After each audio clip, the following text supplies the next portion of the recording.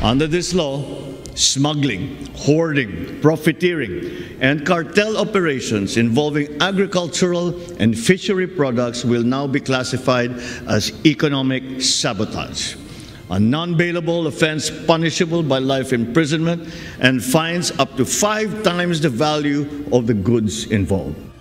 Maaaring patawan ng habang buhay na pagkakakulong at malaking multa ang kakaharapin ng mga mapatutunayang sangkot sa pagpupuslit at hoarding ng agricultural products. Sa nilagdaang kaninang bagong batas ni Pangulong Ferdinand Marcos Jr. na Anti-Agricultural Economic Sabotage Act, ituturing ng isang economic sabotage ang smuggling at hoarding ng agri-products kung ang halaga ng produkto ay umabot ng higit sa 10 milyong piso. Ayon kay Pangulong Marcos, hindi lamang ang mga pasimuno ng iligal na gawain ang maaaring makasuhan nito.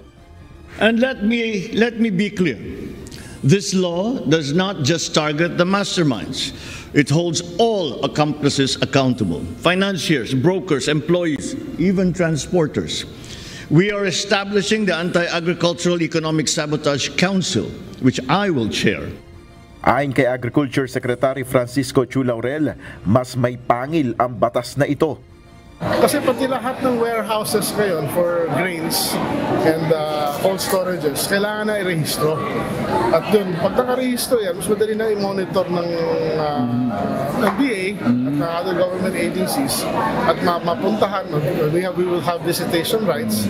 So any warehouse now na may food na may malaking halaga na hindi registered, ay malamang illegal yan.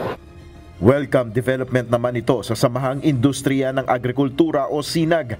Ayon sa grupo, dagdag protection ito sa mga local producers. Kung makikita natin dati walang nakafile na kaso kasi na dismiss. So, itong bagong inamet na batas, maganda ito at nakikita natin makakatulong.